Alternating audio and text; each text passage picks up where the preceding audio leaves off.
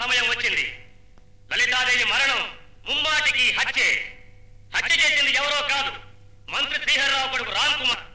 కాబట్టి అతన్ని వెంటనే అరెస్టు చేయాలని, దీనితో సంబంధం ఉన్న మంత్రి శ్రీహరిరావును కూడా రాజీనామా చేయాలని మన ఉద్యమం చేపట్టాలి. మన ఈ పోరాటంలో భాగంగానే సంతకాలు సేకరించి ముఖ్యమంత్రి గారికి మెమోరాండం సమర్పించడానికి ఊరేగింపుగా రేపు సెక్రటేరియట్ వెళ్ళాలి. చలో సెక్రటేరియట్.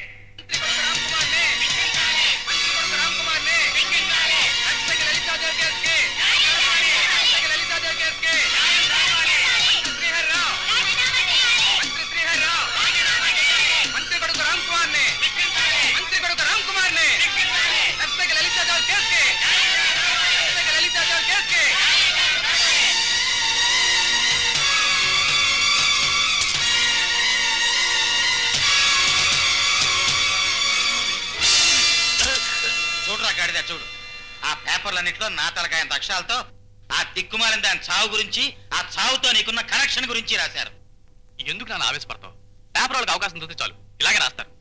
అలా నువ్వు నేను సమర్థించుకోవచ్చురా, కానీ ప్రతిపక్షాల వాళ్ళ నోళ్లు మూయించలేము.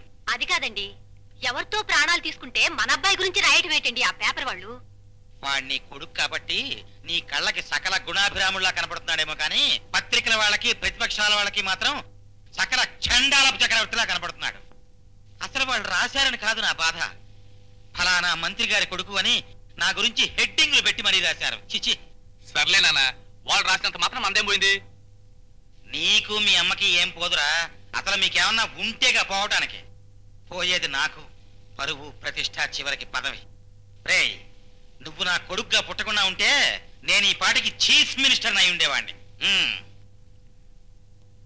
We have received a petition from the opposition leaders to investigate the death of dancer Lalita Devi by our crime branch. కాకపోతే ఇంతకు ముందు మన డిపార్ట్మెంట్ టేకప్ చేసిన 1-2 కేసులు సక్సెస్ కాకపోవడంతో మన డిపార్ట్మెంట్ కి చాలా చెడ్డ పేరు వచ్చింది.